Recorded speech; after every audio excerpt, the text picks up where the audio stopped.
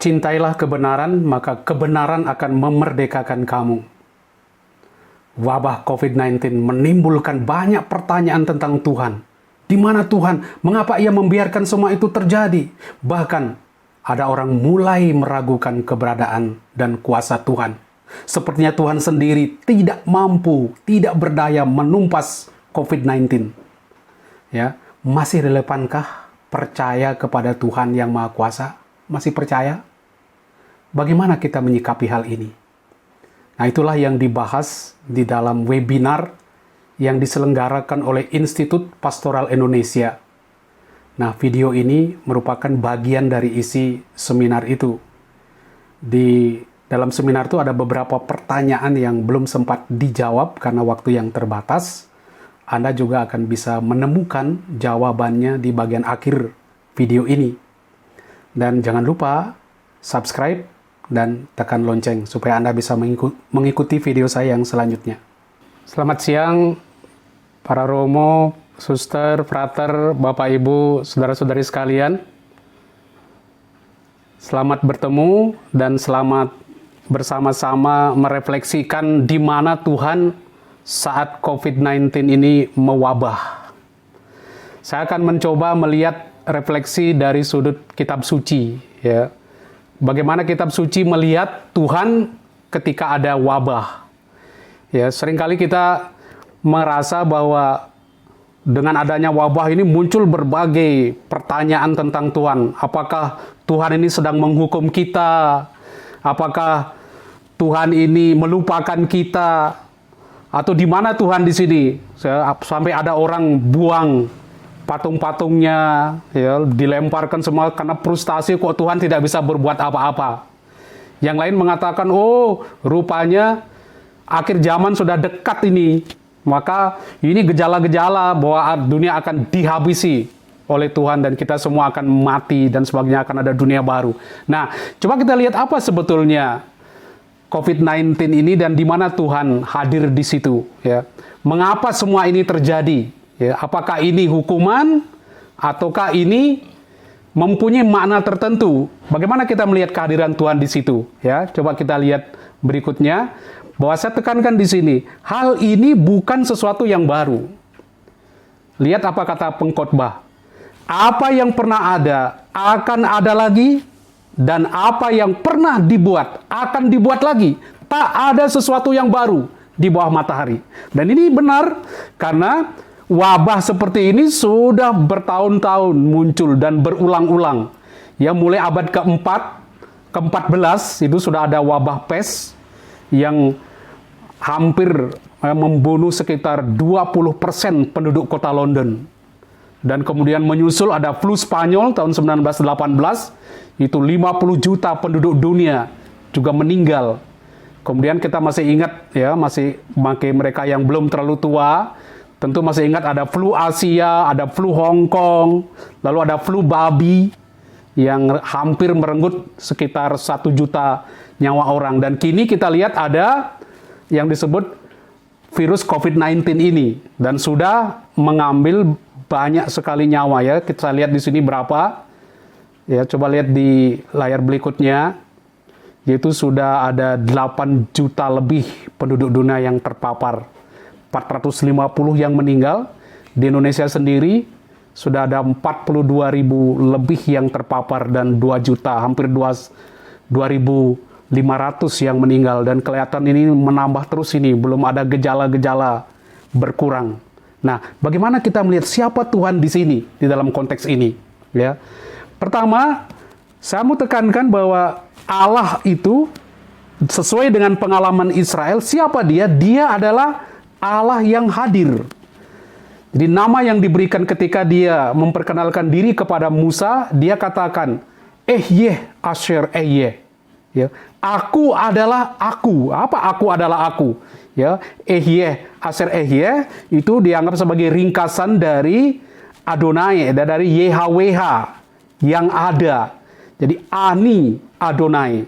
Aku adalah yang ada. Ego Eimi.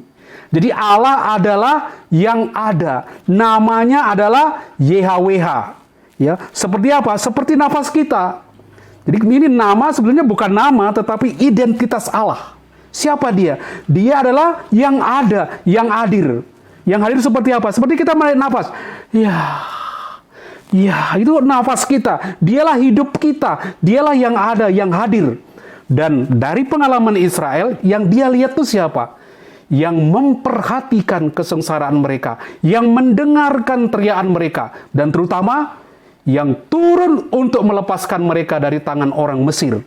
Jadi Allah yang dialami oleh Musa, yang dialami oleh orang Israel, bukan Allah yang di atas, bukan Allah yang seperti hakim, polisi di atas, ngamati manusia, dia berbuat jahat, catat.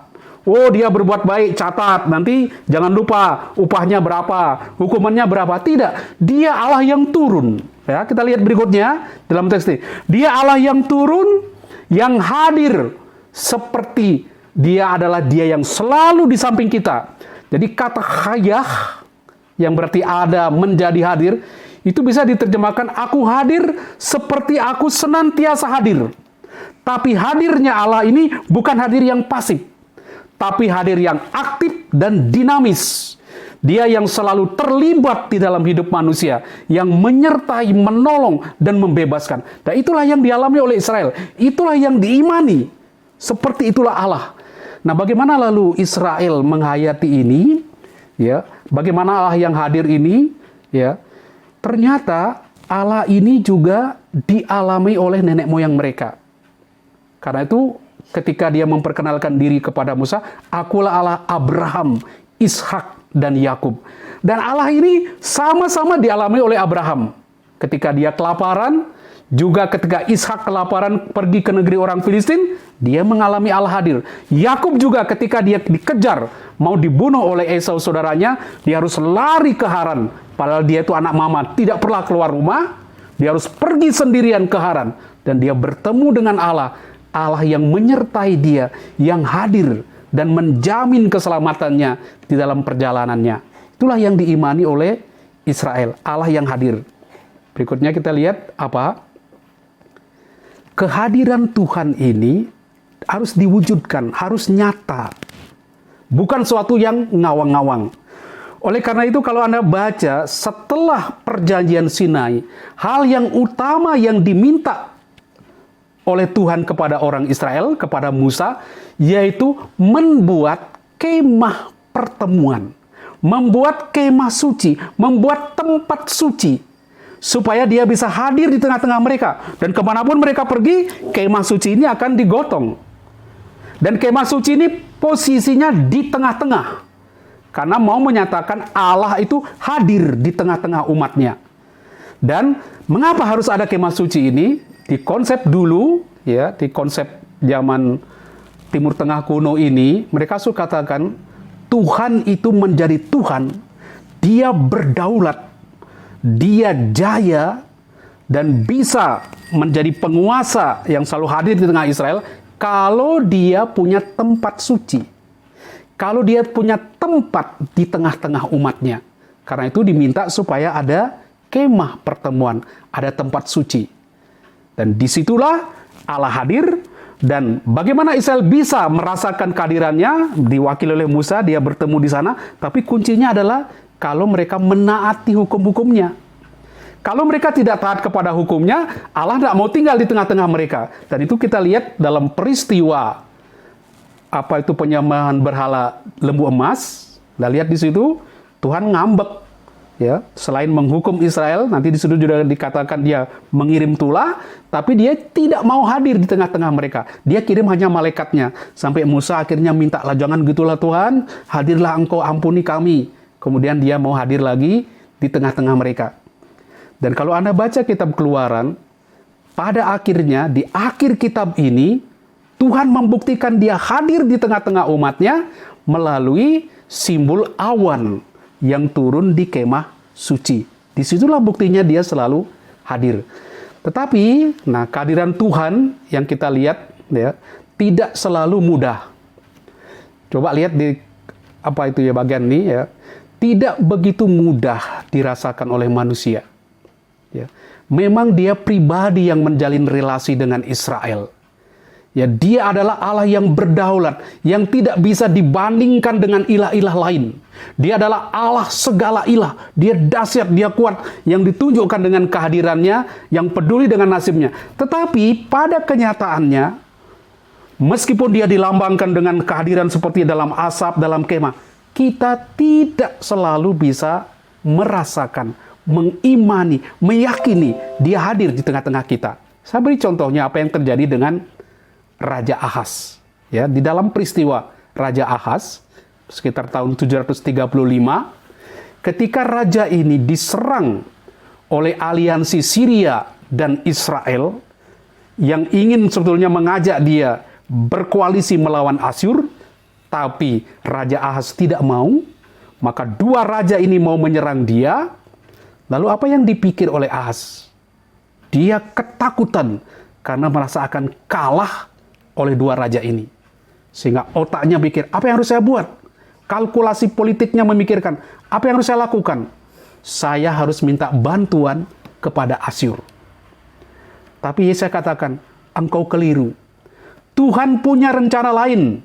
Tuhan akan membantumu. Jangan minta bantuan kepada Asyur, karena engkau nanti akan jadi jajahan Asyur. Dan Asyur akan membawa berhalanya ke negerimu. Jangan minta bantuan. Percayalah, Tuhan hadir, dia akan membantumu untuk mengalahkan dua kerajaan itu. Tapi Ahaz tidak bisa percaya. Dia lebih mengandalkan pikirannya, logikanya, kalkulasi politiknya. Akhirnya dia minta bantuan Asyur. Apa yang dikatakan oleh Yesaya? Dia katakan, kalau kau masih ngotot, tidak mau percaya, ayo minta tanda. Saya akan tunjukkan tanda, buktikan bahwa Allah hadir. Buktinya apa? Dia menubuatkan tentang Immanuel, yang berarti Allah bersama kita. Tapi lihat, Ahaz tidak percaya. Dan inilah yang kemudian kita lihat di dalam perjanjian baru, hal yang sama ditunjukkan oleh Matius. Ketika dia mengaitkan Injilnya dengan perjanjian lama, hal yang ditekankan oleh Matius, Allah itu Immanuel, Allah beserta kita. Dia pun merangkai Injilnya dengan bagus sekali, yang memakai gaya inklusio, ya, dalam gaya inklusio, awal dan akhir Injilnya itu berisi tema yang sama atau kata-kata yang sama. Di awal dia katakan apa? Sesungguhnya anak darah itu akan mengandung dan melahirkan seorang anak laki-laki, dan mereka akan menamakan dia Immanuel, yang berarti Allah menyertai kita. Di bab 1 dia tekankan Allah itu Immanuel. Pada bagian akhir Injilnya, dia katakan, ketahuilah, aku menyertai kamu senantiasa sampai akhir zaman. Jadi dia tutup Injilnya dengan tema yang sama. Karena mengungkapkan tekanannya, dia mau katakan Allah itu Immanuel. Yohanes memakai cara yang serupa, tapi dia katakan, Yesus selalu tampil, dan ketika dia menyatakan dirinya, misalnya kepada wanita Samaria di pinggir sumur itu, dia katakan, akulah dia, ego eimi. Sama dengan di dalam perjanjian lama tadi kita lihat, akulah Tuhan, aku adalah yang ada. Jadi inilah konsep Israel tentang Allahnya, itulah konsep di dalam Alkitab, bahwa Allah pertama-tama adalah Allah yang hadir. Tapi kehadirannya tidak mudah untuk kita hayati, untuk kita yakini. Nah sekarang, apa kaitannya dengan tulah? Apa kaitannya dengan tulah? Ketika sesuatu terjadi, orang harus merefleksikan sesuatu. Ini apa maksudnya? Dan hal yang menarik di sini kita akan temukan bahwa kehadiran Allah di tengah-tengah kita yang sulit itu mempunyai efek yang berbeda. Ketika kita baik, ketika kita kudus, ketika manusia melakukan perintahnya, Allah hadir dan kehadirannya sangat memberikan kebahagiaan. Sangat memberikan sukacita. Tapi kalau kita berdosa, kalau kita jahat, kehadiran yang kudus ini menjadi malapetaka. Menjadi kehancuran. Kita jadi terbakar, ya, istilah kasarnya. Karena dia kudus, maka kita tidak tahan dengan kekudusannya karena kita tidak kudus. Maka menjadi sesuatu yang buruk. Dan Allah ketika hal ini terjadi, apalagi karena dia punya rencana besar di dalam kehidupan ini, bagi manusia ini, kalau ada yang menghalangi rencana besarnya ini, maka dia akan bertindak. Dan tindakannya itulah yang ditampilkan seringkali dalam bentuk tulah. Mari kita lihat beberapa tulah yang Tuhan turunkan. Ya, saya langsung ambil pengalaman bapa bangsa Israel, yaitu Abraham. Ketika Abraham kelaparan sebab ada kemarau panjang di Israel, dia harus ke Mesir. Ya, ketika kelaparan timbul di negeri itu, pergilah Abraham ke Mesir untuk tinggal di situ sebagai orang asing, sebab hebat kelaparan di negeri itu. Pada waktu ia akan masuk ke Mesir, berkatalah ia kepada Sarai istrinya, "Memang aku tahu bahwa engkau adalah seorang perempuan yang cantik parasnya. Apabila orang Mesir melihat engkau, mereka akan berkata, 'Itu istrimu.' Jadi mereka akan membunuh aku dan membiarkan engkau hidup. Katakanlah bahwa engkau adikku, supaya aku diperlakukan mereka dengan baik karena engkau, dan aku dibiarkan hidup oleh sebab engkau." Anda lihat, bapa bangsa Israel ternyata orang yang suka menipu juga. Tapi apa sebenarnya persoalannya? Jadi kita lihat di sini persoalan utama adalah masalah identitas Sarai. Coba lihat di teks berikutnya, slide berikutnya, ya. Jadi Abraham terancam hidupnya karena istrinya yang cantik. Jadi identitas Sarai menjadi problem bagi Abraham. Karena dia istri, maka dia bisa dibunuh gara-gara istrinya. Karena itu dia mencari jalan keluar, yaitu membuat trik menyebut Sarah sebagai saudarinya. Karena dia menampilkan identitas Sarah yang semu, maka Sarah diambil oleh Firaun menjadi istrinya, sedangkan Abraham hidupnya enak, damai, makmur, dapat binatang, ya, dapat hidup yang mewah, ya. Tetapi kebahagiaannya ini semu. Kenapa? Karena identitas Sarai itu palsu, dan Sarai sendiri dalam situasi yang tidak bahagia, dan janji Tuhan kepada Abraham dan Sarai terancam gagal. Dan Tuhan tidak mau hal ini terjadi. Maka dari itu, Tuhan lalu berintervensi. Nah, apa yang dilakukan Tuhan di dalam intervensi? Ya, saya katakan tadi, apa yang dilakukan Abraham tidak menyelesaikan masalah. Ya. Karena itu Tuhan yang harus menyelesaikan masalah ini. Dan akhirnya adalah happy ending. Sarai dikembalikan kepada Abraham, identitas Sarai yang sebenarnya mulai terkuak, dia nyata dia itu istri Abraham, dan situasi berubah dari buruk menjadi baik. Mengapa? Tekanannya ada pada adanya perubahan pengetahuan. Jadi ada kunci di situ, perubahan pengetahuan. Pengetahuan tentang identitas Sarai. Sarai yang sebenarnya adalah istri Abraham dikenal sebagai saudarinya, bukan istri. Identitas palsu. Dan identitas palsu itu sepertinya membuat kebahagiaan, tapi kebahagiaannya palsu. Apa yang dibuat? Tuhan turun tangan memberitahu kepada Firaun identitas Sarai yang sebenarnya. Setelah dia tahu, dia kembalikan Sarai, dan akhirnya terjadi kebahagiaan sejati. Nah, pengetahuan tentang Sarai, identitas Sarai diperoleh oleh Firaun karena apa? Karena Allah menimpakan tulah kepadanya. Jadi tulah ini, wabah ini dipakai oleh Tuhan untuk menunjukkan kepada Firaun, memberikan kepada Firaun pengetahuan yang benar tentang identitas Sarai. Dan dari situ dia menyadari kesalahannya, lalu dia berbuat baik, mengembalikan Sarai. Jadi Anda lihat apa fungsi tulah yang dikirim oleh Tuhan.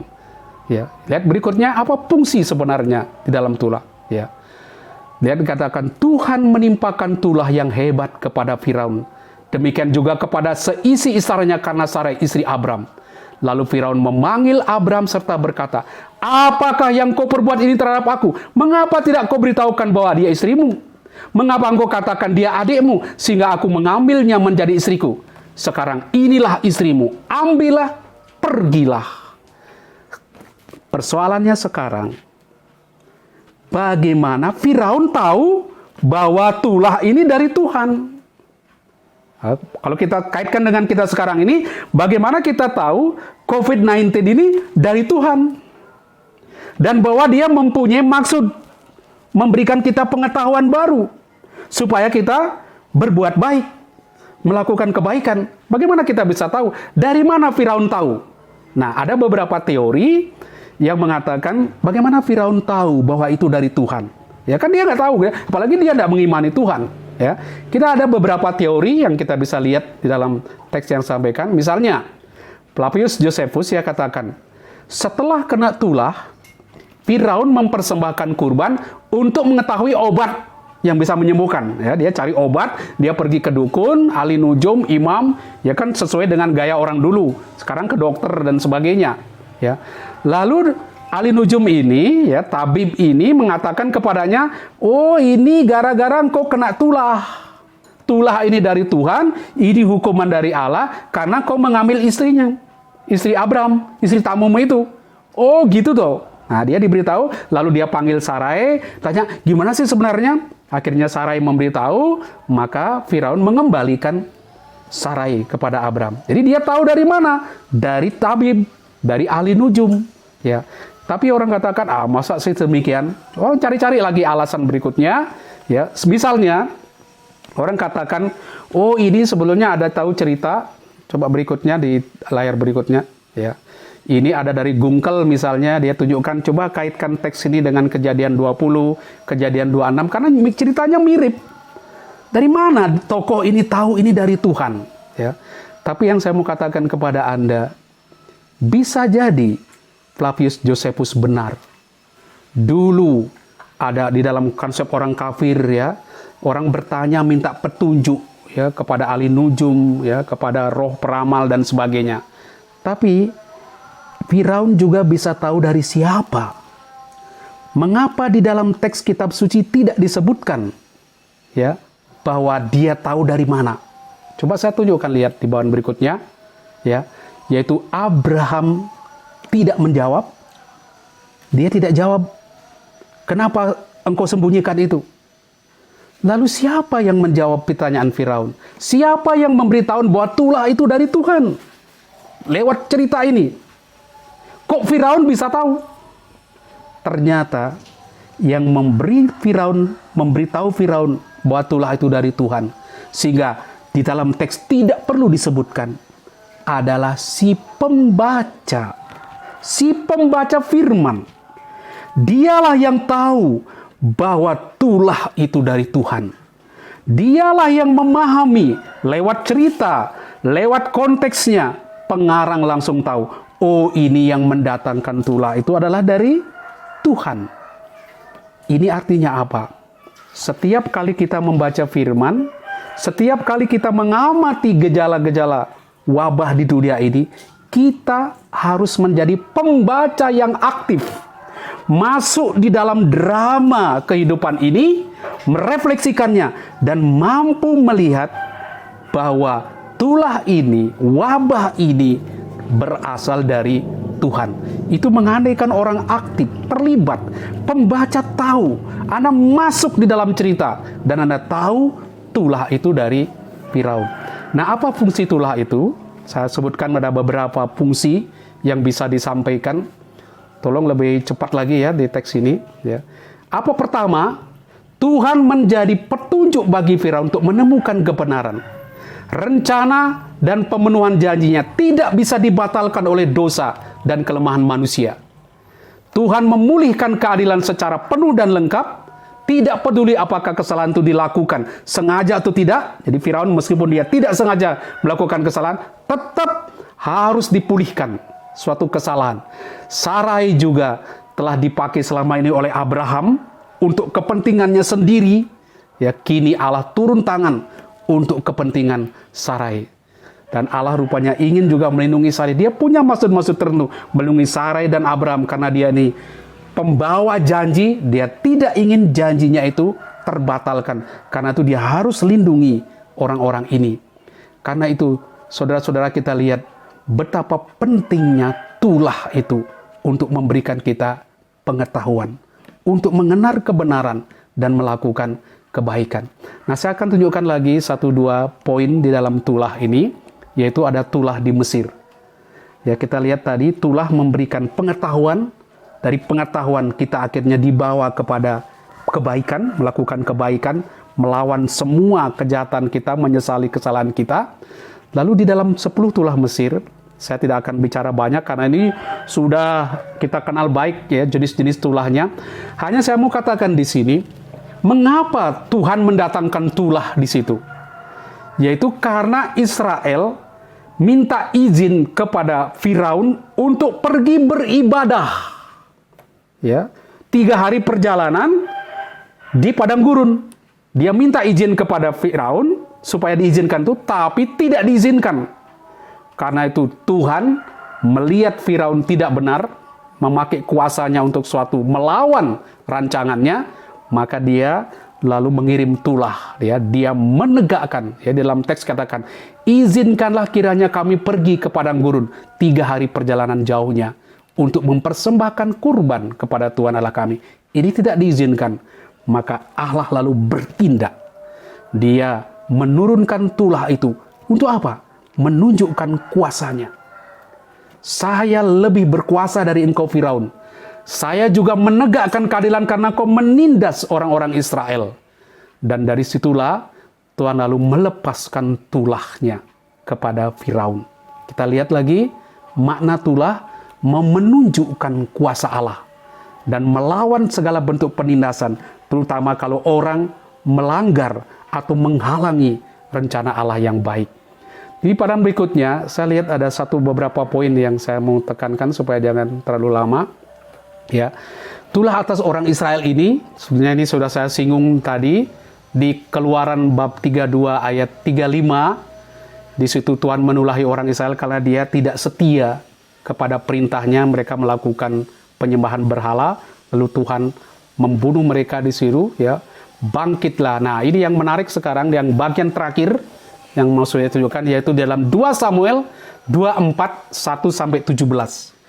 Yaitu Daud dihukum oleh Tuhan dan Allah mengirimkan tulah kepada orang Israel. Karena apa?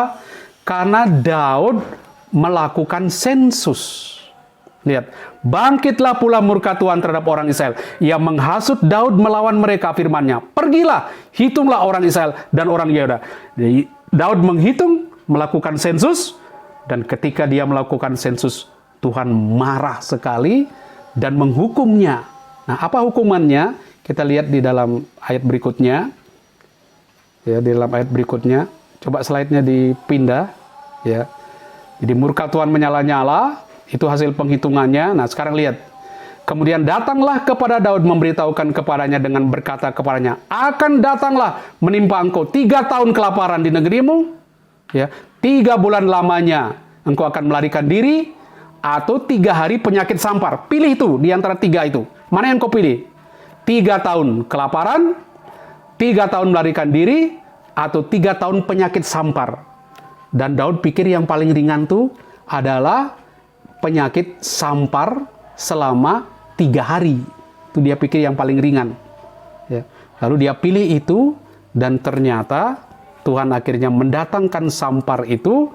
Ya, kita lihat di dalam ayat berikutnya, yaitu ada sampar sampai orang Israel mati dari Dan sampai Beersheba berjumlah 70.000 orang. Timbul pertanyaan, kenapa Tuhan menghukum, mengirim sampar sampai 70.000 orang? Bukankah Daud berbuat baik? Dia membuat sensus. Sekarang kan banyak sensus juga digalakkan. Apa itu salah? Ada orang katakan, oh bisa jadi karena dengan menghitung jumlah tentara, menghitung 2 orang yang berusia 20 tahun ke atas, Daud sebetulnya mengandalkan dirinya kalau berperang, mengandalkan kekuatannya, bukan kekuatan Tuhan. Jadi dia mulai mengabaikan ketergantungannya kepada Tuhan. Nah, itulah Tuhan tidak suka. Ada yang mengatakan itu. Tapi kalau kita baca Keluaran 30, 11-16, kita mungkin bisa melihat alasannya.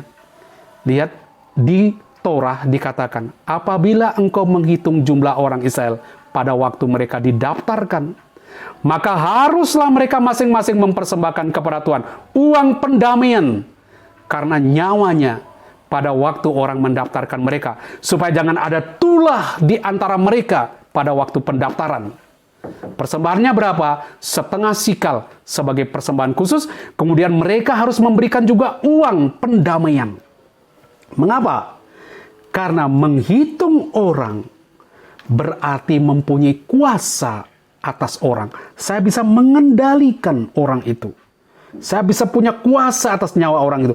Padahal yang punya hak atas nyawa orang adalah Allah. Karena itu kalau Anda membuat sensus, menghitung, harus bayar kepada Tuhan, ganti nyawanya. Nah, mungkin ini tidak dilakukan oleh Daud atau tidak sesuai dengan aturan Torah, maka Tuhan mendatangkan sampar. Mungkin kita bertanya-tanya, mungkin kita marah, kok gitu saja Tuhan kok marah? Kita lihat efek berikutnya.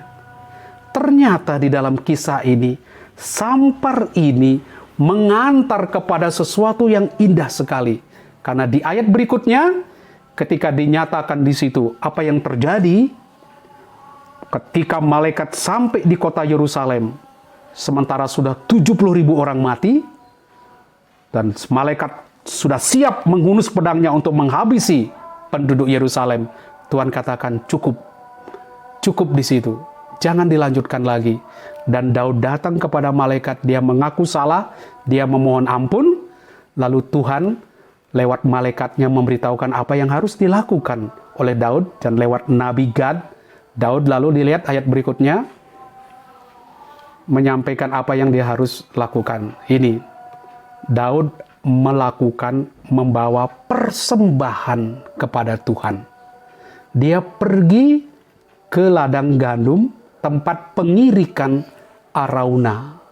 Di situ dia mau membeli tanah itu untuk mendirikan mezbah dan mempersembahkan korban kepada Tuhan. Dan inilah cikal bakal tempat didirikannya Bait Allah Salomo. Kita lihat lagi, lewat tulah Tuhan menggiring manusia kepada sesuatu yang luhur sekali, menunjukkan dia hadir, nanti ada bait Allahnya di situ, dan dia hadir melindungi umatnya. Dia hadir lewat kemah pertemuan di dalam perjanjian lama, dia hadir kemudian di dalam bait Allah, dan sekarang dia hadir di dalam gereja, dan terutama di dalam diri Yesus Kristus sebetulnya yang menyatakan diri, ego eimi, akulah dia. Nah sekarang, di mana Tuhan saat COVID-19 mewabah? Saya katakan, dia selalu hadir.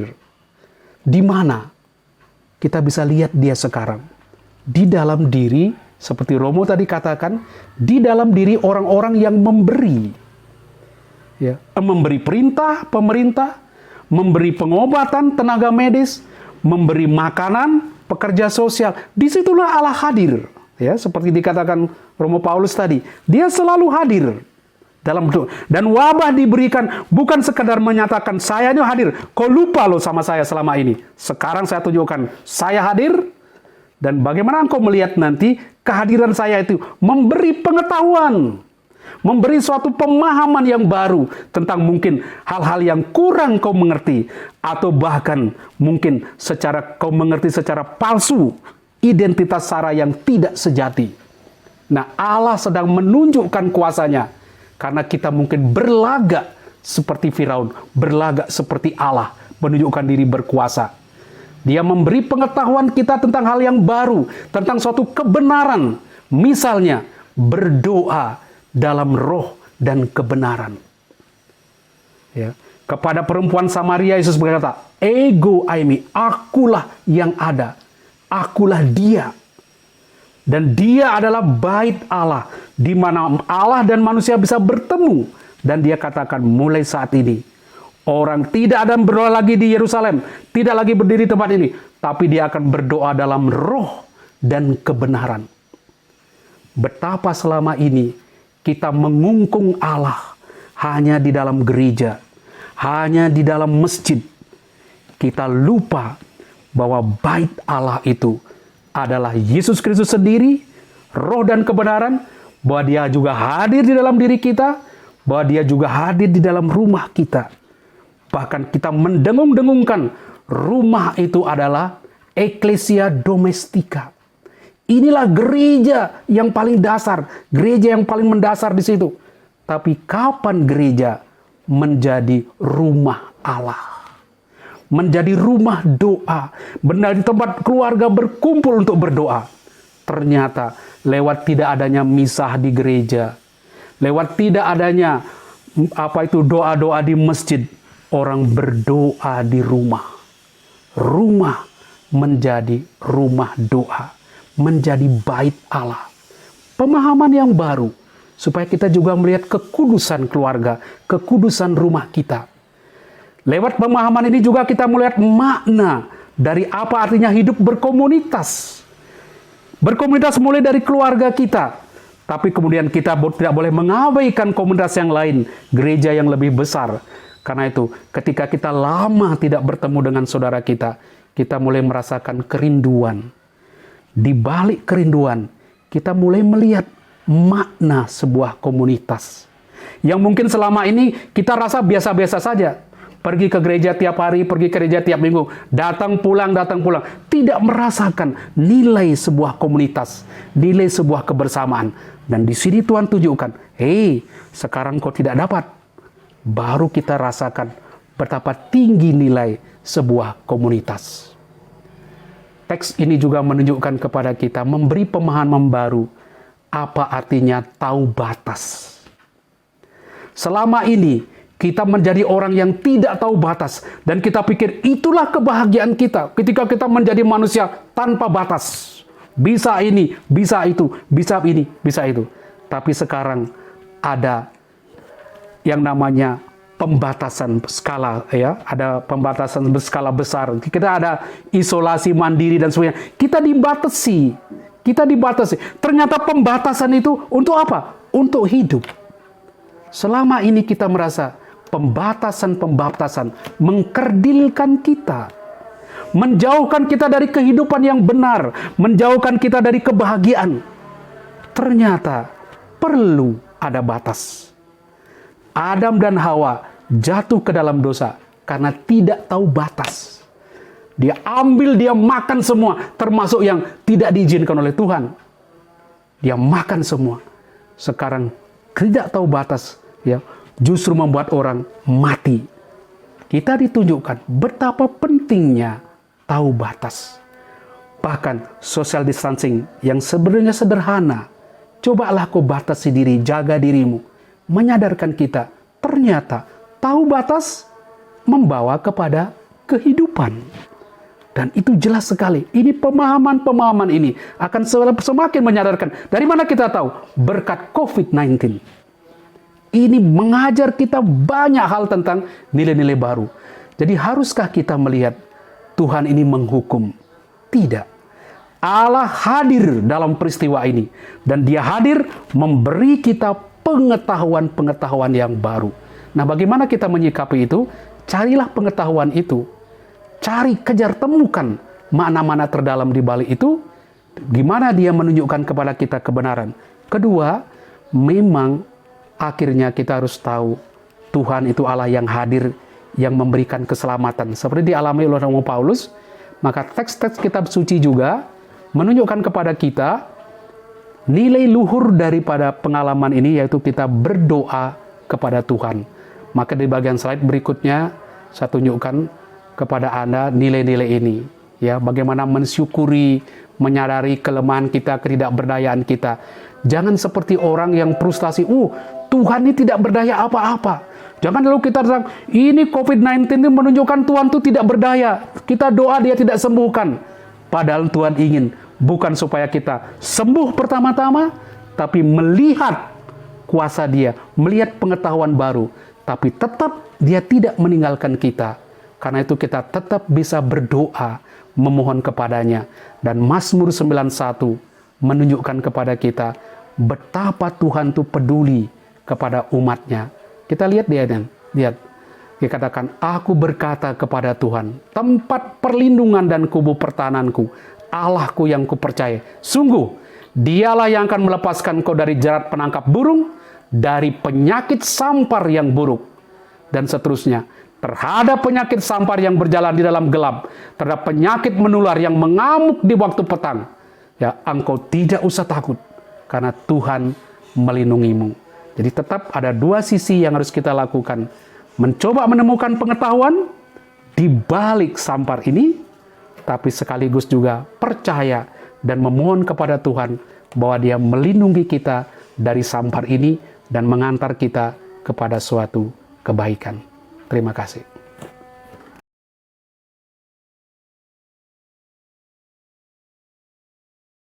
Jelaskan tentang tulah-tulah di dalam Perjanjian Lama serta penyebab-penyebabnya.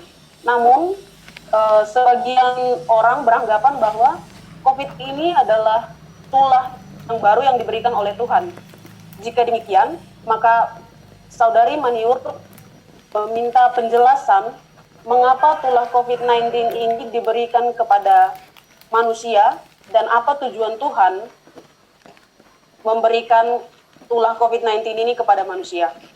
Kepada Bapak Paskalis, kami persilahkan.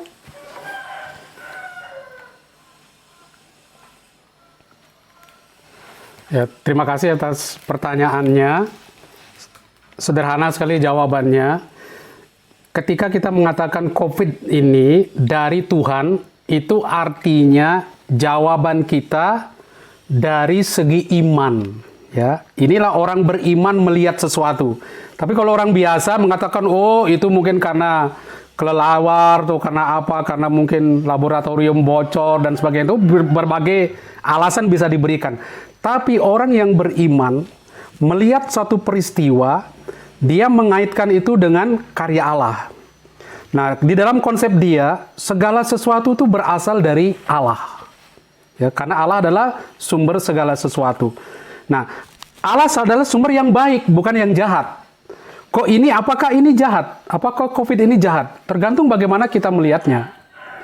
Kalau kita melihatnya ini dari segi negatif, maka kita lihat, oh ini jahat sekali, ini buruk sekali, ini hukuman, dan sebagainya. Sama seperti tulah di dalam Perjanjian Lama. Kalau Firaun yang melihat, itu buruk sekali. Membunuh mereka, itu jahat sekali. Tapi kalau orang Israel melihat, itu suatu berkat. Karena mereka akhirnya beruntung gara-gara peristiwa tulah yang dikirim oleh Tuhan. Jadi, ini pertama saya mau tekankan, gimana kita melihat suatu peristiwa. Bagaimana kita melihat wabah ini? Dari kacamata iman, ataukah hanya sekedar dari kemampuan refleksi ilmiah kita, lalu sejarah dan sebagainya, atau dari segi biologi, atau dari segi perang, ya, atau dari segi bisnis, bermacam-macam. Ini kita melihat dari segi iman. Kalau kita lihat dari segi iman, kita bilang ini dari Tuhan, tapi jangan katakan ini buruk.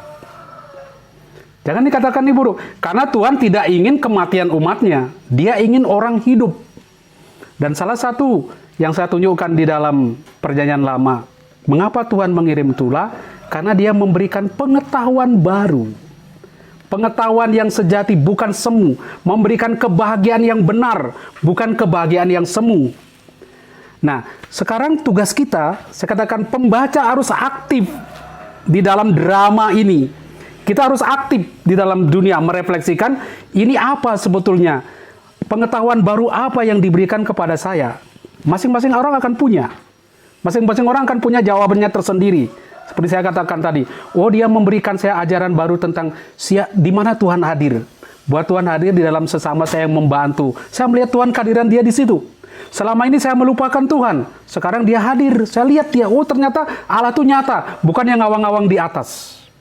Kemudian saya melihat, oh rumah saya menjadi bait Allah. Karena selama ini saya doa itu hanya di gereja. Di rumah tidak pernah ke gereja. Seperti itu. Ada pemahaman-pemahaman baru yang kita temukan. Inilah pentingnya. Mengapa Tuhan biarkan wabah ini terjadi? Atau dalam tanda petik, Dia kirim tulah ini kepada kita. Supaya kita sadar akan nilai-nilai baru di dalam kehidupan yang mungkin sudah kita lupakan. Keserakahan kita. Kita yang tidak tahu batas. Yuk kita cari uang sebanyak-banyaknya. Triliunan pun belum cukup. Kita tidak tahu batas. Sekarang diberi batas kita. Wih, kau harus jaga batas. Buat batas. Wih, ternyata jaga batas itu penting. Tahu batas itu penting untuk kehidupan. Nah ini yang saya katakan, banyak nilai yang bisa kita ambil, tapi penting apa? Refleksi. Tidak bisa, jangan biarkan begitu saja, harus membaca dari segi iman. Gitu. Dan perjanjian lama, perjanjian baru memberi kita model, contoh dalam merefleksikan peristiwa-peristiwa tulah itu. Terima kasih.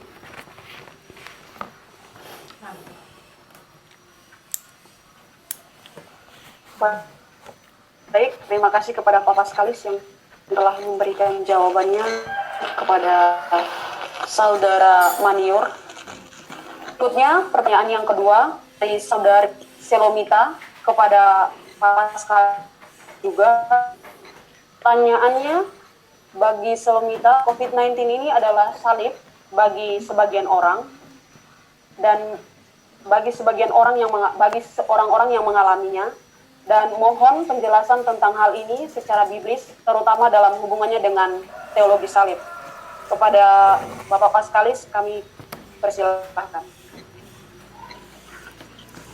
Ya memang kalau kita lihat COVID ini sebagai salib, kalau kita terpapar atau ekonomi kita hancur, ya hutang kita naik gara-gara ini, tentu saja kita bisa lihat ini sebagai salib, sebagai penderitaan. Tapi makna teologi salib itu tidak sama dengan penderitaan begitu saja. Ya, ada orang menderita karena dia bodoh. Ya, ada orang menderita karena dia malas. Salib itu bukan di situ. Salib itu penderitaan, tapi penderitaan yang punya nilai, yang membawa kepada kehidupan, yang memberi kepada nilai-nilai baru. Ya, ketika Yesus menderita di salib, ketika dia ada di salib, dia tidak menderita secara bodoh. Dikatakan, apa yang terjadi? Ketika dia menderita di salib, kepala pasukan mengatakan, sungguh dia ini anak Allah, dan yang lain menepuk-nepuk dada. Dia merasa bersalah. Salibnya, penderitaannya, mengajar orang mengetahui bahwa dia salah, menyadari kesalahannya. Jadi ini adalah penderitaan yang pandai, yang punya nilai.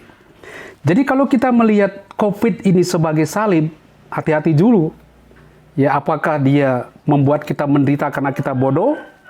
Kita tidak mau mengikuti aturan-aturan ya tentang kesehatan, bagaimana menjaga kesehatan sebagainya. Kita takabur sekali, kita langgar semua, akhirnya kita menderita. Itu penderitaan karena bodoh. Bukan sebuah salib dalam arti yang digambarkan oleh Kristus. Dia menjadi sebuah salib kalau kita mulai menemukan bahwa melalui salib ini, dia menemukan kehidupan baru. Suatu kelahiran baru. Itu baru Anda boleh katakan sebagai sebuah salib. Ya, jadi hati-hati jika yang mengatakan, oh ini salib saya, ya salib saya. Jangan-jangan ini kebodohan Anda atau kemalasan kita. Ya. Jadi dia bisa menjadi salib ketika penderitaan ini membawa kepada kehidupan yang baru. Pemahaman yang baru. Oh sungguh Allah itu hadir. Oh sungguh Allah itu berkarya. Oh sungguh selama ini saya kurang memperhatikan, kurang tahu bersyukur. Sekarang Tuhan tunjukkan saya, sehingga saya tahu bersyukur. Nah penderitaan, tapi membawa kepada kehidupan yang baru. Nah itu Anda bila katakan, inilah salib. Gitu. Terima kasih. Banyak isu yang beredar bahwa COVID-19 adalah ulah manusia dari ini, dan ini dilakukan atas dasar kesengajaan. Bagaimana menurut Injil tentang hal ini, bahwa tulah ini tidak berasal dari Tuhan, tetapi sengaja dibuat oleh manusia? Kepada Bapak Paskalis kami persilahkan. Ya, terima kasih atas pertanyaannya. Inilah perbedaan sudut pandang yang saya akan katakan tadi. Beda orang yang melihat ini dari kacamata iman dan dari kacamata tidak beriman. Ya, itu harus dibedakan. Kita tuh melihat dari kacamata iman. Saya beri contoh. Ada orang sakit, dia sakit parah, lalu divonis akan meninggal. Ternyata diobati sembuh karena dia banyak berdoa dan sebagainya. Si sakit ini katakan, oh saya sembuh karena Tuhan yang menyembuhkan saya. Tapi yang lain katakan, enggak, karena dokternya ahli, ini dokternya hebat. Ya itu, hancur sudut pandang. Yang mana yang benar? Dua-duanya benar. Bahwa dia sembuh karena dokternya hebat, tapi dari segi iman dia lihat ini karena Tuhan. Jadi kalau orang mengatakan, oh ini karena perang biologis dan sebagainya, ya silakan. Karena dia melihat dari kacamata ilmu pengetahuan, dari kacamata biologi, dari kacamata penelitian yang dibuat. Silakan, itu sudut pandang mereka, itu sudut pandang dari sana. Tapi kita dari sudut pandang orang beriman, tetap mengaitkan itu dengan Allah. Itu perbedaannya. Saya beri contoh lagi. Ada satu orang Itali, ya, dia sembuh dari COVID-19. Dia sembuh, dia katakan, dia menangis. Kenapa kau menangis? Ditanya. Apakah kau takut bayar? Begitu mahalnya membayar kau selama kau membayar ventilatornya ini. Begitu mahal. Apa kau tidak bisa bayar? Dia bilang, tidak. Saya bisa membayar. Walaupun mahal sekali untuk 1 minggu. Saya bayar begitu banyak. Tapi saya merasa malu kepada Tuhan. Apa ini? Berpuluh-puluh tahun saya menghirup nafas tanpa bayar sepeser pun. Tapi ini 1 minggu saya sudah bayar sekian banyak. Saya malu kepada Tuhan. Selama ini saya diberi begitu banyak dan saya tidak tahu bersyukur. Inilah saya katakan, ini dia melihat dari kacamata iman. Jadi bagaimana Injil melihat? Yesus mengajak kita supaya melihat segala sesuatu sudah di dalam kaitannya dengan Tuhan. Bagaimana Tuhan bertindak, bagaimana Tuhan menunjukkan kasih-Nya kepada kita. Jadi peristiwa-peristiwa yang kadang-kadang menyakitkan, peristiwa-peristiwa yang membuat kita sengsara dan sebagainya, mampu tidak kita melihat rencana Tuhan di balik itu? Pengetahuan apa yang mau Dia sampaikan? Pertobatan apa yang mau Dia sampaikan kepada kita? Supaya kita mencapai hidup baru, memperoleh hidup baru. Nah itu aja bedanya. Jadi bagaimana meyakinkan mereka? Saya kira tergantung. Kalau mereka tidak beriman, memiliki iman yang sama dengan kita tidak bisa memaksakan. Ya, hanya ini bisa karena ini bicara soal iman. Kalau orang tidak punya iman, ya kita harus bangun dulu imannya sebelum kita menyampaikan kepada dia. Itu, terima kasih. Baik, terima kasih kepada Pak Paskalis atas penjelasannya. Dan Romo, suster dan saudara-saudari yang terkasih, untuk sesi tanya jawab telah berakhir. Saya akan menjawab beberapa pertanyaan yang belum sempat dijawab pada waktu seminar. Pertama dari Maniur Banjarnahor. Penjelasan tentang penyebab dan akibat terjadinya tulah yang ada di Perjanjian Lama sudah sangat panjang lebar dijelaskan. Akan tetapi kalaulah kita katakan COVID-19 adalah tulah yang diberikan oleh Tuhan, mohon pemaparan tentang sebab dan alasan mengapa tulah COVID diberikan dan apa tujuan Tuhan memberikannya. Di penjelasan saya tentang tulah di Perjanjian Lama, saya sudah sebutkan beberapa alasan Tuhan memberikan tulah. Nah, untuk yang sekarang ini, COVID-19, kita bisa juga menyebut banyak tujuan dan alasan Tuhan memberikan tulah ini. Tergantung pengalaman pribadi kita dengan peristiwa ini. Ya, seperti misalnya menyadarkan kita akan dosa, supaya kita itu mungkin tahu batas, bisa melihat kehadiran Tuhan sebagai kasih dalam diri orang-orang yang kita kasihi, ya, orang-orang yang membantu. Bisa juga kita mungkin merasakan, oh Tuhan mau menunjukkan kepada saya pengetahuan baru tentang ibadah yang sejati itu seperti apa sih? Apakah harus di gereja hanya rutinitas, hanya formalitas? Ataukah kita bisa menjadikan rumah kita juga sebagai bait suci, tempat kita berkumpul, ya, eklesia domestika betul-betul nyata di dalam kehidupan kita.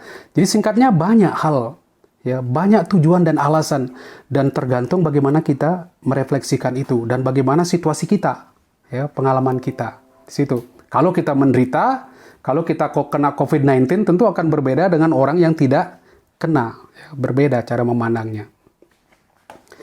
Kemudian dari Selomita, ya. Tulah dalam tanda kutip suatu yang jelek bagi manusia secara duniawi berasal dari Tuhan. Tuhan punya maksud kepada manusia. Lalu apakah kita bisa mengatakan kejahatan juga berasal dari Tuhan? Sekalipun Tuhan memang mengizinkan itu terjadi. Nah, memang misteri kejahatan itu sampai sekarang tuh masih apa itu misteri, dari mana datangnya kejahatan, dari mana datangnya keburukan, hal yang negatif di dunia ini. Kalau kita baca di kisah penciptaan, ketika Tuhan menciptakan langit dan bumi, ya, sebelum diciptakan tuh sudah ada kegelapan, sudah ada kekacauan, sudah ada samudra raya, yang merupakan simbol dari kuasa-kuasa jahat. Jadi sepertinya ditampilkan ada kuasa Tuhan, ada kuasa jahat. Yang baik dari Tuhan, yang mengatur, yang membuat semua harmonis. Ini yang jelek-jelek dari, nggak tahu dari siapa. Jadi misteri. Ada yang katakan, oh dari kuasa setan. Tapi kan nggak pernah terjawab secara total. Ya. Tetapi mungkin yang lebih penting kita harus bedakan antara yang buruk dan kejahatan. Perlu dibedakan. Karena sesuatu yang buruk, sesuatu yang jelek, malapetaka, belum tentu sebuah kejahatan. Bahkan orang bisa melihat suatu kebaikan di balik hal-hal yang buruk itu. Sedangkan kejahatan satu perbuatan yang jahat, ya.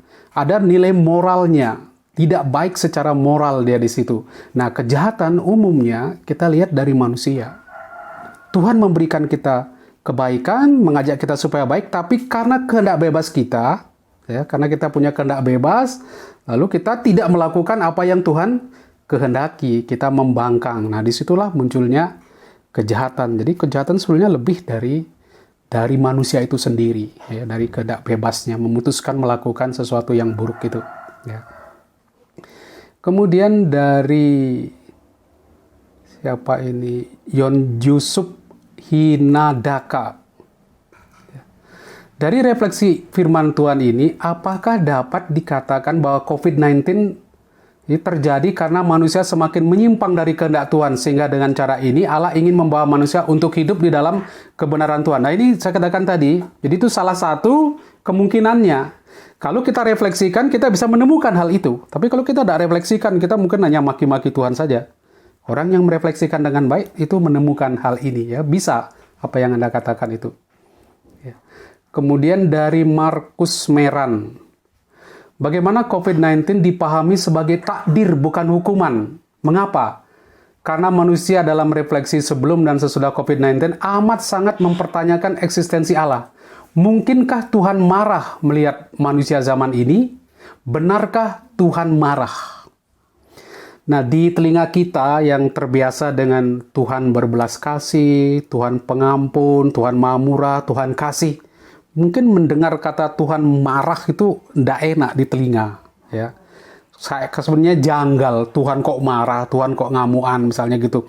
Tetapi dalam konteks tertentu, karena Allah dipandang seperti manusia, ya, gaya antropomorfisme ini, melihat Allah seperti manusia, dalam arti tertentu dikatakan Allah juga marah. Tapi marah Allah itu bukan marah bodoh, tapi malah marah pinter, marah yang baik. Marah untuk suatu kebaikan, untuk meluruskan sesuatu yang bengkok, untuk menghantar kepada suatu kebenaran. Nah, itu Allah perlu marah di situ. Ya, kita lihat juga misalnya Yesus ketika dia marah, ya, menjungkir balikkan meja-meja penukar uang, ya, dia marah di situ karena apa? Karena dia ingin meluruskan bahwa rumah Tuhan itu adalah rumah doa, bukan rumah untuk sarang penyamun, bukan rumah untuk orang korupsi. Nah, itu. Jadi inilah Tuhan bisa marah untuk menghantar orang kepada suatu kebaikan. Jadi kita bisa lihat nih bahwa Tuhan marah dalam arti tertentu. Ya. Apakah COVID-19 yang membawa di dunia saat ini menyebabkan manusia melakukan sesuatu adalah penggenapan dari 2 Timotius 3:1-5. Oh, saya harus lihat dulu teksnya. Ya, 2 Timotius bab 3:1-5. Nah, ketahuilah bahwa pada hari-hari terakhir akan datang masa yang sukar. Manusia akan mencintai dirinya sendiri dan menjadi hamba uang. Mereka akan membual dan menyombongkan diri. Mereka akan menjadi pemfitnah. Mereka akan berontak terhadap orang tua dan tidak tahu berterima kasih, tidak mempedulikan agama, tidak tahu mengasihi, tidak mau berdamai, suka menjelekkan orang, tidak dapat mengekang diri, garang, tidak suka yang baik, dan seterusnya.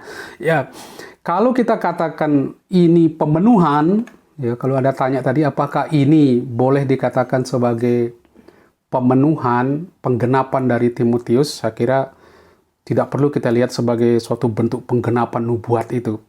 Ya, ini kan nubuat tentang akhir zaman sebetulnya.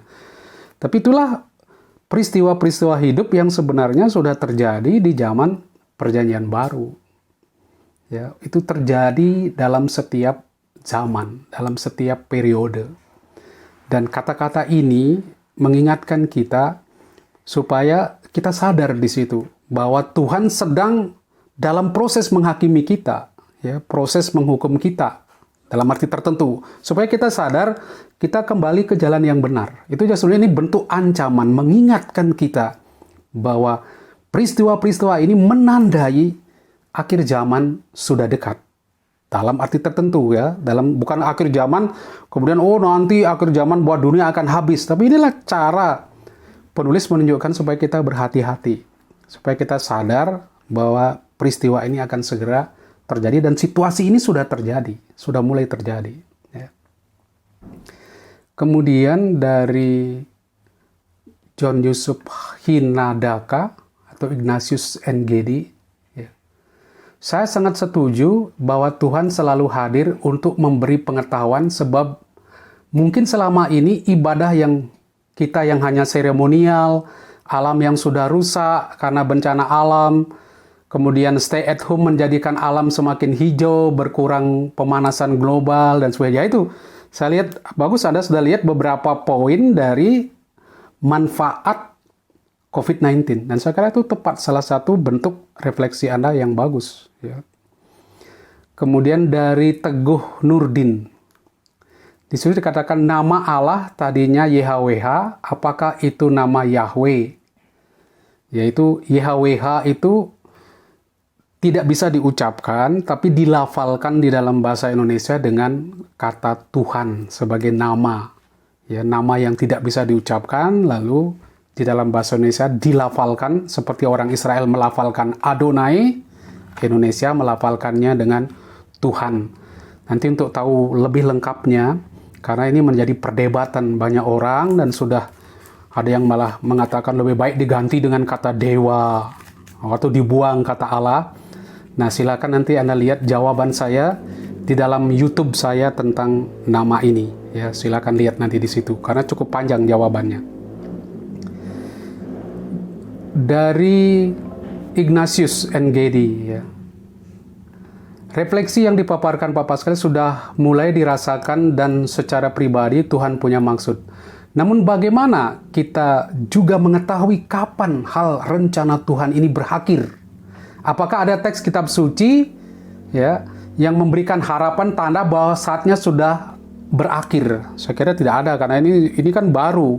Hanya peristiwa ini bukan suatu yang baru, tapi merefleksikan apa yang juga sudah terjadi di masa lampau. Kapan selesai? Saya kira teks kitab suci juga tidak menyebutkan. Yang penting apakah kita mau bertobat di situ, memanfaatkan peristiwa ini untuk mencapai hidup baru, untuk memperoleh pengetahuan yang baru. Itu yang penting di situ. Inyoman Werna, lalu luar biasa pemaparannya, pengetahuan yang benar akan menyelamatkan, kepalsuan menyengsarakan. Dalam hidup ternyata bisa terjadi situasi tidak saja hitam putih, tetapi kenyataan justru menjadi abu-abu. Dalam praktek kehidupan bernegara dan berbangsa pun tidak ada yang luput dari kondisi ini. Apakah win-win solution atau terhadap kasus-kasus moral sosial masih bisa dibenarkan? Sebab bila tidak demikian terjadi konflik kepentingan. Ya, dari segi kebenaran, win-win solution itu seringkali sebetulnya bukan mengungkapkan kebenaran. Hanya untuk mencari kedamaian. Ya, supaya orang tidak konflik terus, ya sudah cari jalan tengah dan sebagainya. Tapi bukan mau mengungkapkan kebenaran. Mungkin kalau kebenarannya betul-betul dipertahankan, betul-betul ditegakkan di situ, ada yang kurang bisa menerima dan sebagainya. Apalagi kebenaran manusia itu relatif. Kebenaran mutlak itu hanya ada pada Tuhan. Ya, benar menurut saya seringkali tidak benar menurut orang lain. Ya, kita tidak bisa mutlak di situ. Tetapi di dalam moral kita mengenal apa yang disebut dengan minus malum.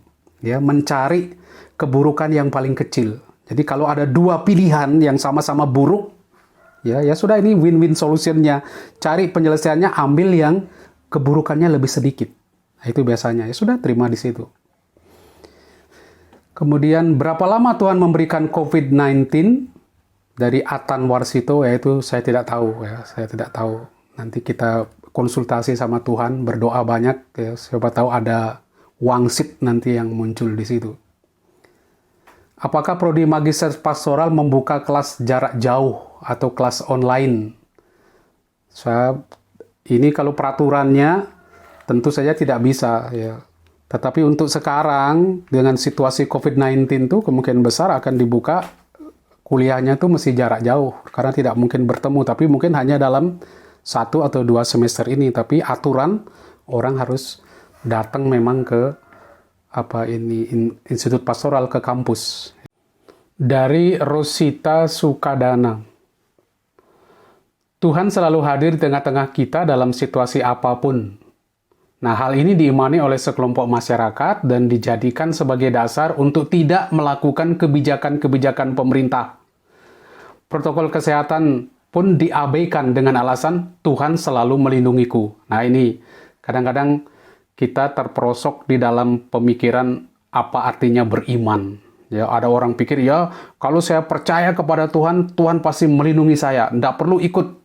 Ya, nggak perlu ikut aturan-aturan yang dibuat oleh pemerintah itu. Nggak usah takut pada COVID-19, Tuhan akan lindungi.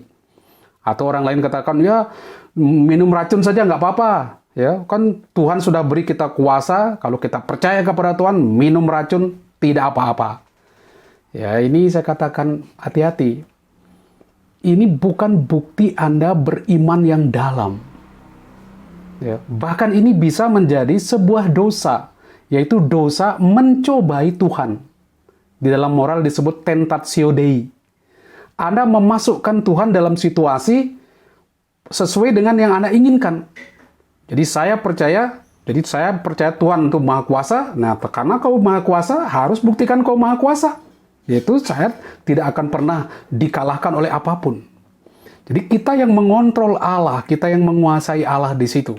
Nah, posisi kita yang demikian, justru sebetulnya kita berdosa. Kita mencobai Tuhan, menempatkan dia dalam situasi sulit. Ya, seakan-akan sulit dalam konsep kita. Harus seperti itu. Nah, ini bukan bukti Anda beriman.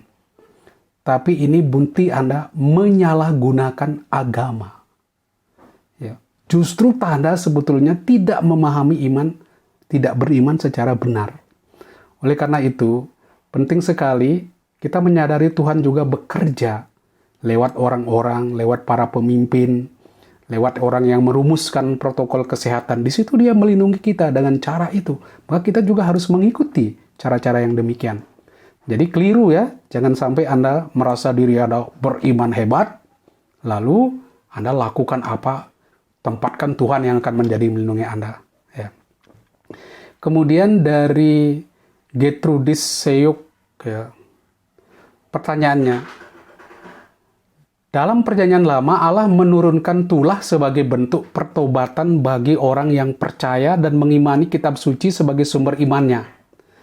Nah, dalam situasi COVID ini, bagaimana dengan orang kecil yang kurang memahami dan mengerti kitab suci sebagai sumber imannya, sehingga COVID ini dilihat sebagai hukuman yang mengancam bagi manusia, lalu ketika keluarganya direnggut, orang yang dicintai, nah bagaimana sikap dia? Apakah mereka akan memahami, bisa menerima realitas bahwa Allah selalu menyertai mereka, mengasihi, padahal Allah mengambil anggota keluarga yang dicintainya.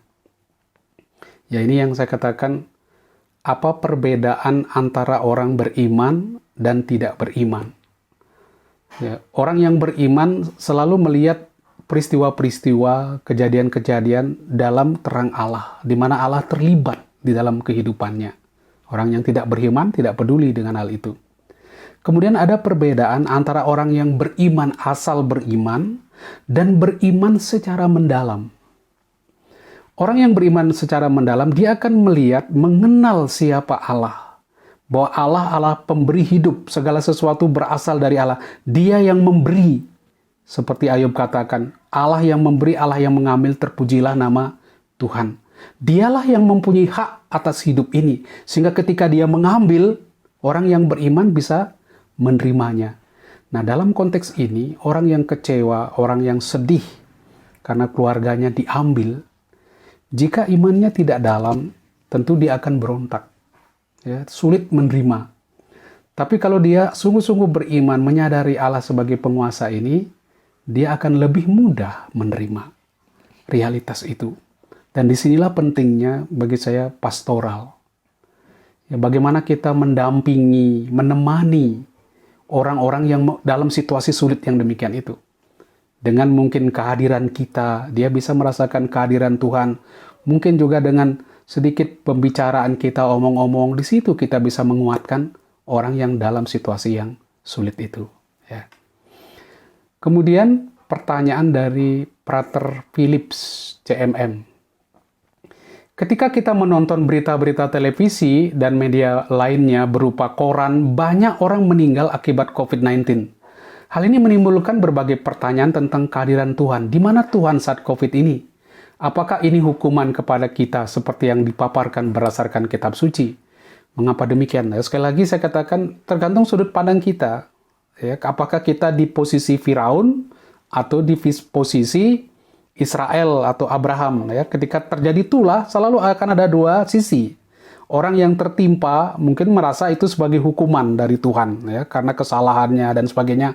Tapi di pihak lain orang akan melihat juga sebagai berkat.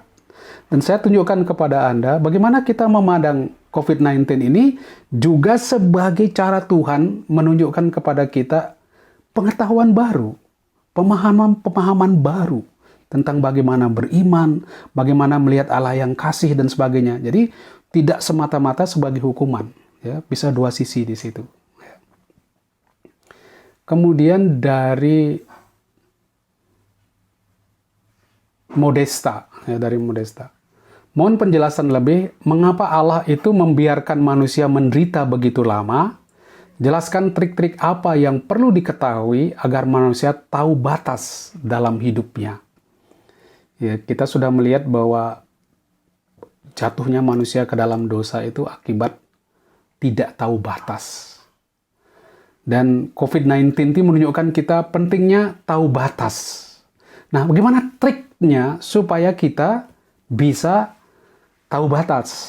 Nah, saya sebetulnya sudah mengatakan hal ini dalam tulisan saya, buku Perempuan Sumber Dosa. Ya, judulnya Perempuan Sumber Dosa tapi pakai tanda tanya.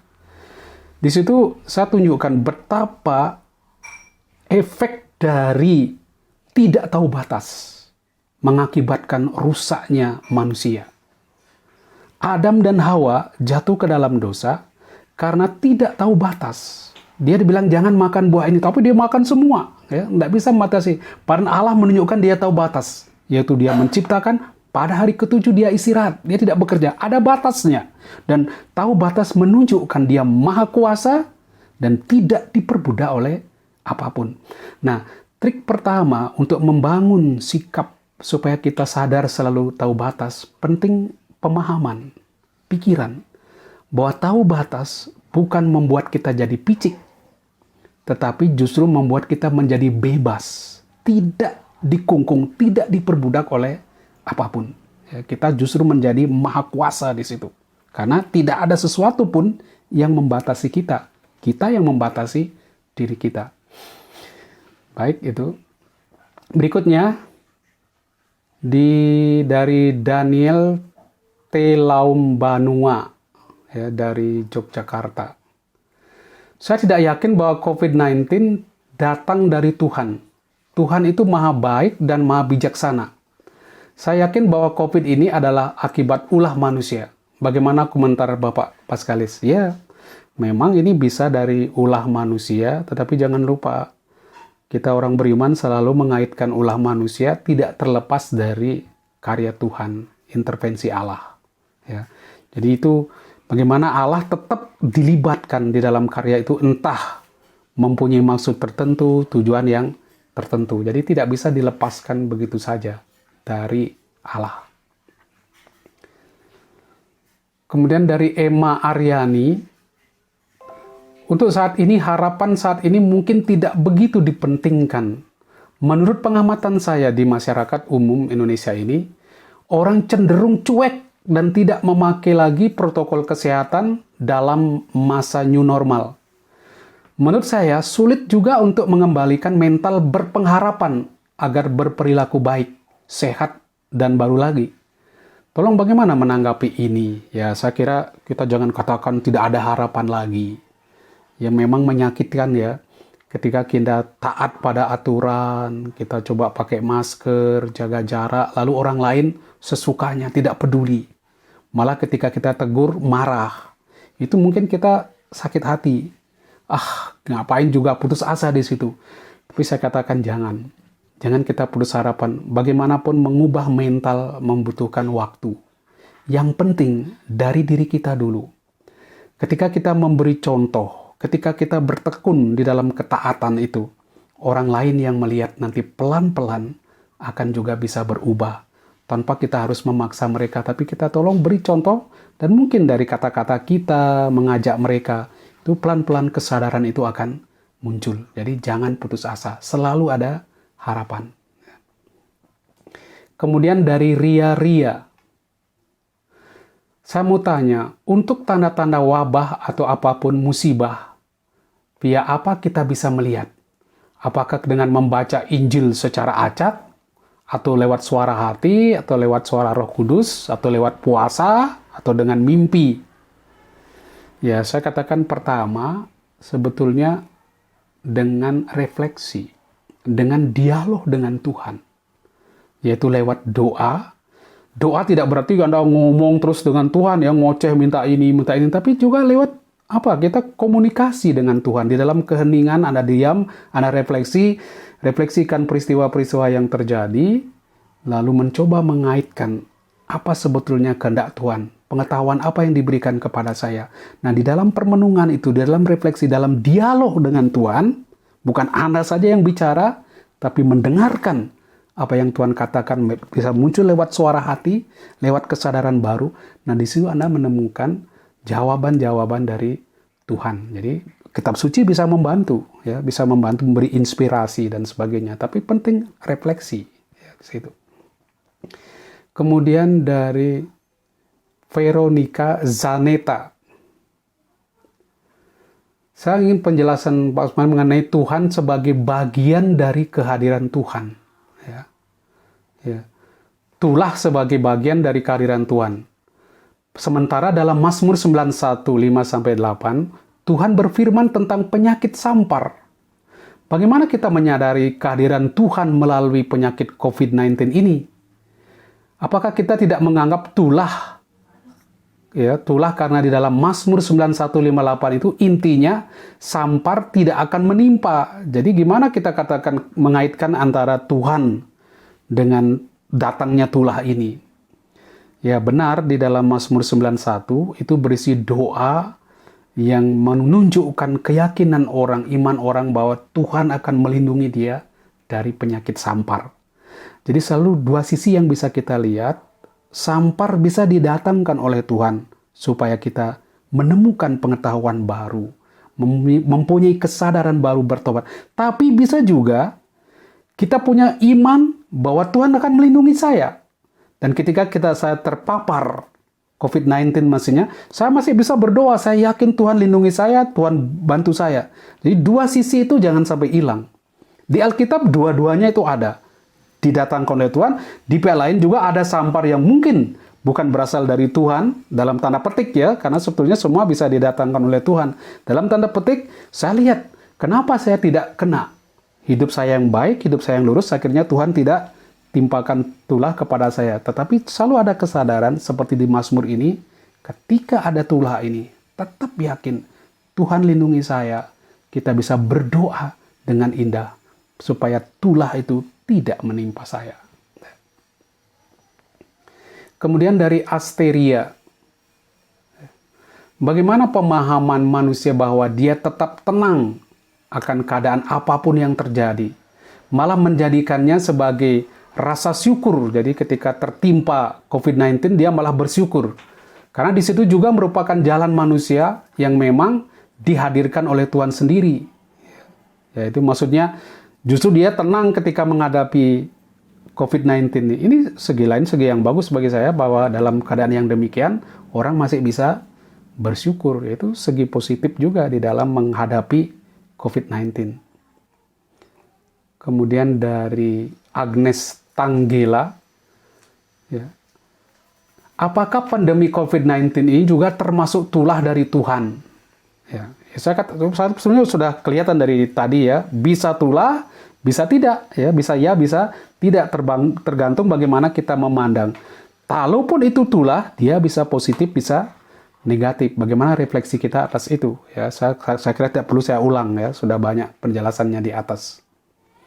Jika kisah Sampar menimpa Firaun diketahui oleh pembaca sebagai hukuman dari Allah, maka jika demikian, siapakah yang membaca peristiwa COVID-19 dan menyatakan bahwa ia adalah hukuman Allah atau hal yang lain? Siapa yang membaca itu? Anda sendiri yang harus membaca. Jadi kalau Anda, itu pembacanya kan harus Anda yang harus aktif. Pembaca Alkitab harus aktif masuk, ya, terlibat di dalam itu. Itulah drama kita. Kita semua diajak untuk aktif. Tetapi kemampuan orang untuk membaca seringkali tidak sama. Ya, ada orang refleksi tapi nggak ketemu-ketemu. Karena itu penting juga ada sharing dari orang lain, ada pemaparan dari orang lain seperti yang saya lakukan. Saya punya refleksi, saya sharingkan. Mungkin refleksi saya menjadi inspirasi bagi Anda. Anda sendiri punya refleksinya sendiri, dan kalau itu dalam dan sebagainya bisa juga di-sharingkan. Ya. Jadi kitalah yang harus membaca itu. Ya. Kemudian dari Veronica Sedobura.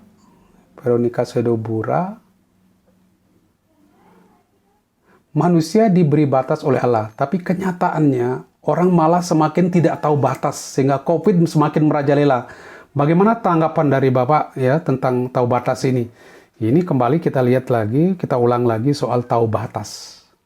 Inilah sebetulnya saya lihat cara Tuhan mengingatkan kita pentingnya tahu batas. Cobalah lihat COVID-19 itu membantu kita sekarang, sadarlah kita itu tahu batas, dan tahu batas itu penting sekali, ya. Nah, itu kira-kira jawaban-jawaban yang saya bisa sampaikan, semoga bermanfaat.